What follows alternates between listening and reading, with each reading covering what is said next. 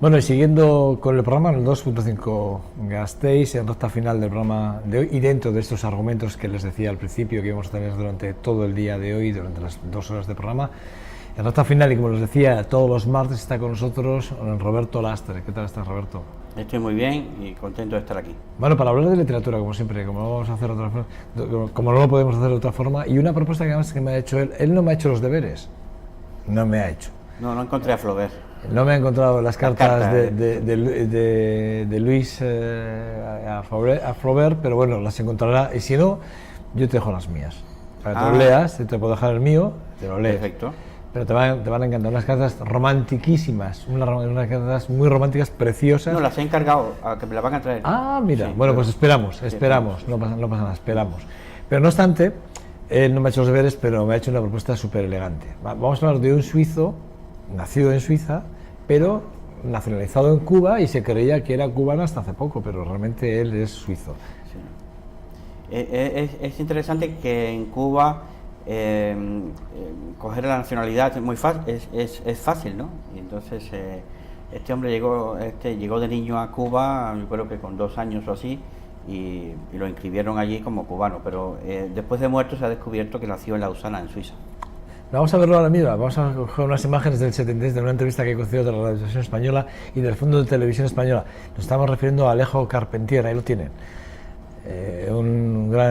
Alejo Carpentier y Balmont, que es así como realmente se llamaba. Sí, porque era hijo de un arquitecto francés y de madre rusa. Cuando lo llevaron a Cuba, lo educaron en casa. El padre le daba una educación en literatura y humanidades, y la madre de música. De ahí que él desarrollara esas dos aficiones de escribir y de estudiar la música, incluso componer o hacer algún tipo de trabajo musical. Vivió en Cuba toda esa niñez. Allí conoció mucho el mundo de los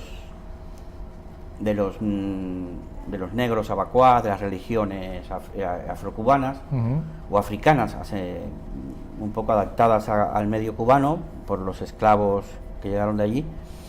Y él, de ahí le vino su primera espinita de narrador cuando escribió en el año 33 Ecuellambao. Ecuellambao era una novela que él basó sobre la base de esa religión, ¿no?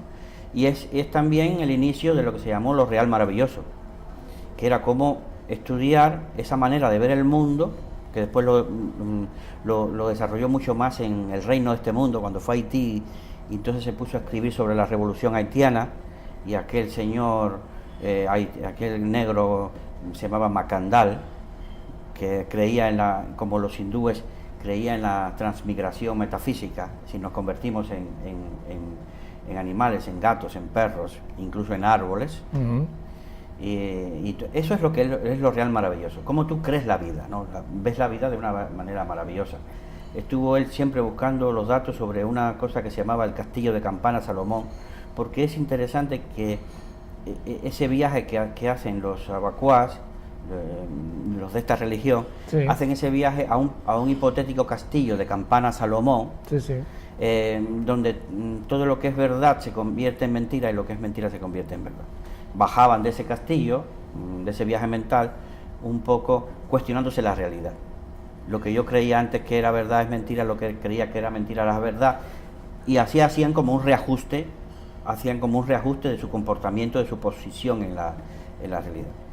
Y después escribió, se fue en el año 45 a vivir a Venezuela, y allí fue donde escribió este libro, El siglo de las luces, El recurso del método, El acoso, El reino de este mundo, Los pasos perdidos. Es decir, todas esas novelas importantes las escribió en su estancia en Venezuela.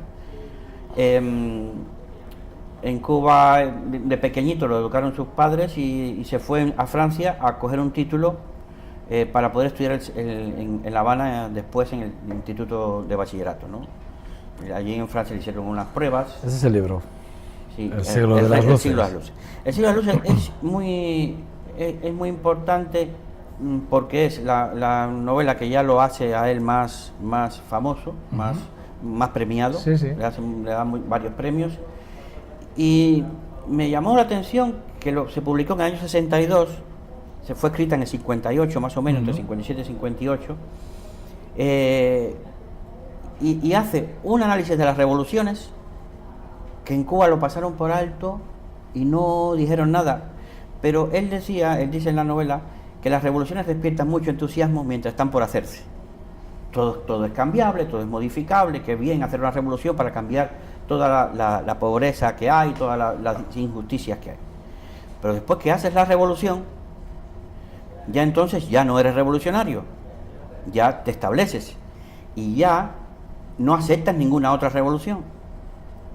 Y entonces las revoluciones se convierten en la propia enemiga de la revolución. Es curioso el análisis. Es curioso el análisis porque, claro, como él aquí habla de la Revolución Francesa, todos estos, los protagonistas que viven en La Habana, en un palacio que existe, está al lado de la bodeguita del medio, la calle Empedrado, en La Habana Vieja, sí.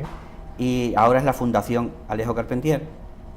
Y eran unos adolescentes que eran huérfanos, hijos de un comerciante rico, vivían allí con el albacea les daba su dinero, y llega tocando la puerta a un personaje real de la historia, Víctor Hugues, que fue denostado y vuelto a poner en el lugar por Napoleón al final, y Napoleón pues lo mandó a las Antillas, allí, ¿no? Entonces ese señor toca la puerta a Víctor Hugues un día en esa casa de la calle Empedrado, en La Habana Vieja, y ahí les cambia la vida a estos adolescentes.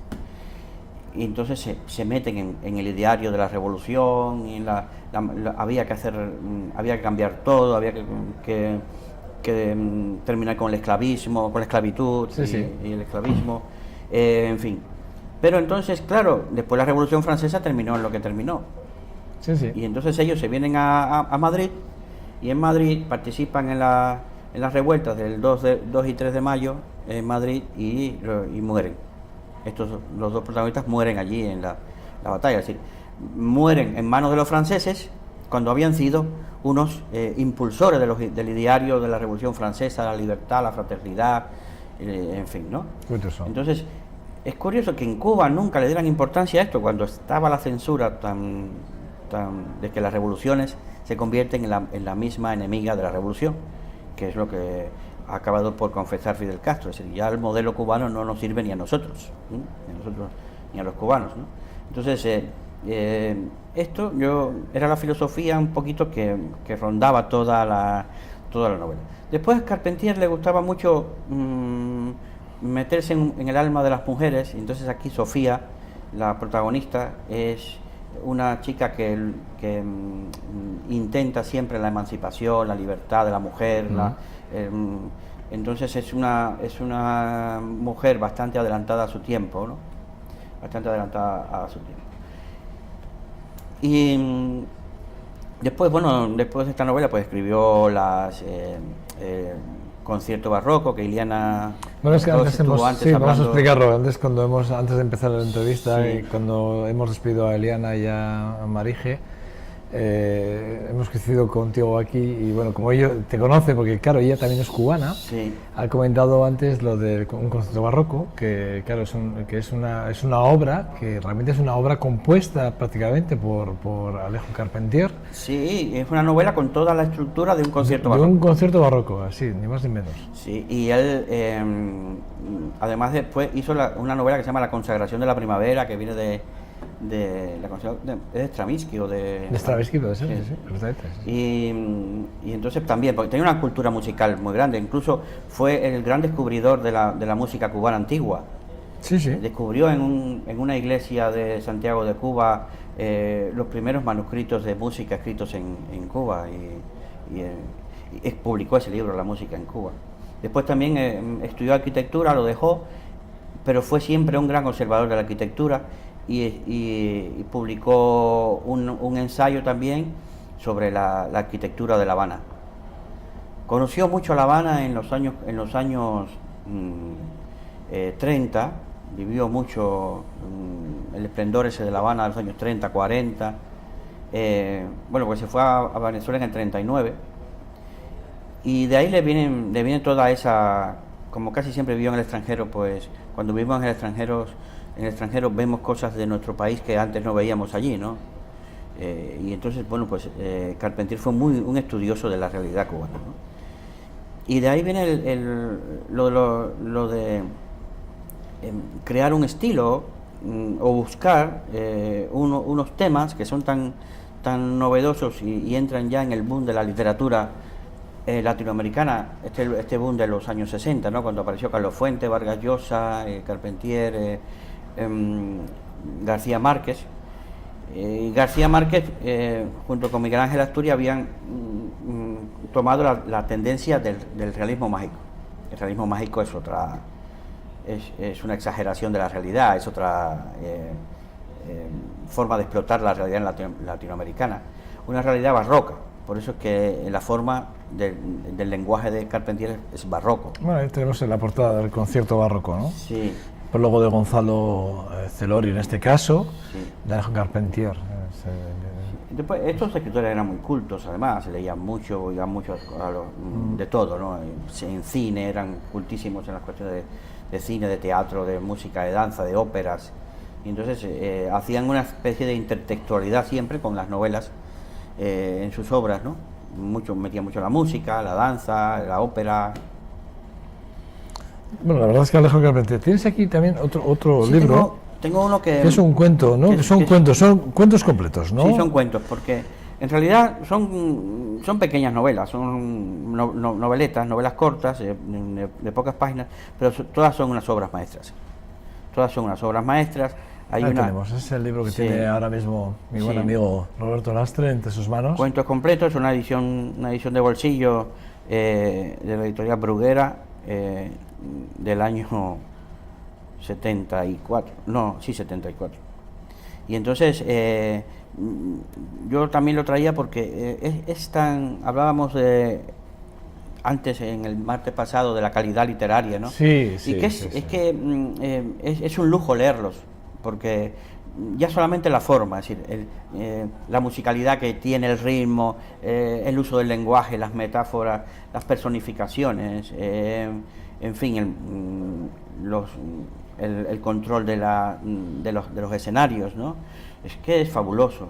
Después otra cosa es que ya no leamos este tipo de historias, ¿no? Yo leí el otro día un capítulo de una novela que llevo escribiendo 15 años ya, y estoy todavía inconforme, y leí un capítulo porque estando en Madrid me dijeron, oye, tú escribes un poco parecido a Carpentier, ¿no? Es decir, por el barroco, ¿no? Por el ritmo. Sí. Yo siempre busco musicalidad también a veces y lo consigo. Y leí un capítulo de esa novela y me dijeron, eso está un poco barroco, un poco denso. Es decir, como que ya el lector, y se lo leía a escritores, ¿no? Pero como que ya el lector no está adaptado a este tipo de lectura. Sin embargo, es una lectura exquisita donde vale tanto el lenguaje como lo que se cuenta, ¿no? Una lectura muy provechosa, muy de gran deleite, ¿no? Porque es como la música, ¿no? Pues escuchas la música y a lo mejor la letra o una canción, la letra es en inglés y no te importa, ¿no? Bueno, digamos, a mí me gusta mucho El tonto de la colina, de Fool on the Hill, de los Beatles, y yo no sé ni lo que dice, ¿no? No me gusta, ¿no? Entonces, claro, te quedas con la forma, te quedas con el ritmo, con ese regalo que te está haciendo alguien que es un genio, ¿no? Bueno, la verdad es que la propuesta es interesante. ¿Qué podemos comentar de siglos de las luces? El siglo de las luces. El siglo de las luces es también una novela de un gran, digamos, de una gran riqueza del lenguaje, de un dominio increíble del lenguaje. Por ejemplo, esto que de las revoluciones que decía yo, dice él, hablar de revoluciones, imaginar revoluciones, situarse mentalmente en el seno de una revolución es hacerse un poco dueño del mundo. Quienes hablan de una revolución se ven llevados a hacerla. Es tan evidente que tal o cual privilegio debe ser abolido, que se procede a abolirlo. Es tan cierto que tal opresión es odiosa, que se dictan medidas contra ella. Es tan claro que tal personaje es un miserable, que se le condena a muerte por unanimidad. Y una vez saneado el terreno, se procede a edificar la ciudad del futuro. Es decir, estas ideas, ¿no? Pero qué manera de decirlo, ¿no? lo quería leer porque es un ejemplo, ¿no?, de belleza, hablando de una cosa tan, ¿no?, tan, digamos, vulgar como una revolución, o tan dura, ¿no? Y Carpentier en esta novela, en El siglo de las luces, también, bueno, pues se llama así porque, claro, es después de la Revolución Francesa, finales del siglo XVIII, a principios del XIX, termina en el 3 de marzo en Madrid, por lo tanto, es eso, son como 15 años, una historia de 15 años. Después, como viajan mucho por el Caribe, imagínate que cuando empieza la Revolución Francesa, exportan la guillotina, la llevan allí, y entonces cuando llega un barco, un galeón allí francés al puerto de La Habana, y así empieza la novela, los cubanos se asustan en ver aquella guillotina en la proa del barco. Es decir, es como exportar la muerte, ¿no?, exportar la manera de matar, ¿no?, que inventó aquel tal Guillotin. Y entonces, bueno, pues es todo el escenario incluso de la expansión de la masonería por América, que después es la masonería la que hace todas las revoluciones, Bolívar y Martí en Cuba, en fin, todo eso eran masones, Es la masonería la que con su secretismo crea todas las revoluciones de América. Vale, lo tenemos, Alejo Carpentier, ahí lo tenemos. Alejo murió en el año 80, el 26, en abril del año 80. Yo fui a ver su cadáver en el aula magna de la Universidad ¿sí? de La Habana. Sí, lo llevaron allí. Me impresionó lo delgadito que quedó. Claro, había muerto de cáncer y estaba ya en una situación ya Las imágenes de Radio Televisión Española, de su fondo de fonoteca que tenemos, bueno, que hemos podido captar y bueno, que queríamos, bueno, pues de alguna forma, bueno, pues mostrar un poco cómo él era físicamente. Sí, ¿no? fue premio Cervantes en el 79. En el 79, correcto, sí. Sí. Después le siguió Damaso Alonso, le precedió Jorge Guillén. Hace un tiempo hablamos aquí de otro cubano que fue también premiado, Cabrera Infante. Sí, es verdad. Fue también premio Cervantes y así. Bueno, pues parece que los premios Cervantes son de verdad prestigiosos, de verdad que reconocen a la calidad, porque todos son, incluso hasta el último, hasta Goytisolo es un gran escritor. Pues con la imagen de Alejo Carpentier nos vamos a despedir. Ahí vamos a poner las imágenes que tenemos del fondo. A veces se nos para la imagen y no podemos, pero bueno, ahí lo vemos. Con él nos despedimos. ¿Te parece, Roberto? Pues muchas gracias. Un homenaje a él, ¿no? De alguna sí, forma, un homenaje a él, que hace 35 años que ha muerto. 35 años, ahí es nada. Pues ese es Alejo Carpentier, Roberto Lastre. Muchas gracias. Un verdadero placer, ¿vale? Hasta luego. Cuídate. Bueno, pues nada, solo resta despedir el programa de hoy, de este 2.5 Gasteiz, y decirles que ha sido un verdadero placer contar en este último día, en estas últimas horas, en esta última parte del programa, mejor dicho, perdón, con Roberto Lastre, que la verdad es que cada vez que vienes, Roberto, la verdad es que a mí me dejas siempre. Por cierto, tengo guardadas todas las portadas que hemos ido hablando aquí y las subiré al perfil del Face para que ustedes, bueno, pues si alguien quiere durante este verano leer algo de algunas recomendaciones que nos ha hecho nuestro buen amigo Roberto Lastre aquí en este programa, pues bueno, las subiremos para que ustedes las tengan presente. Y bueno, pues que el que quiera, que sepa que pueda leer, que pueda leerse algunas de las recomendaciones que tú nos has hecho en este programa. Que siempre van a ser buenas lecturas. Sí, bueno, sin lugar a dudas, con tus explicaciones magistrales y tu buen saber hacer y tu buen saber entender y tu literato que es grande y verso, por decirlo de alguna forma, pues es fácil es muy difícil que nadie se enganche a algo de algunas recomendaciones que tú nos has hecho. No, he sido sincero, he dicho que son libros buenos, Para mí es un verdadero placer, tenerte, bueno, y si me lo permites, un verdadero lujo. Pues muchas gracias. O sea, que gracias, Roberto. Muchas gracias. Vale. Bueno, nada, a ustedes decirles que les esperamos mañana. Mañana será día 3, el día del donante.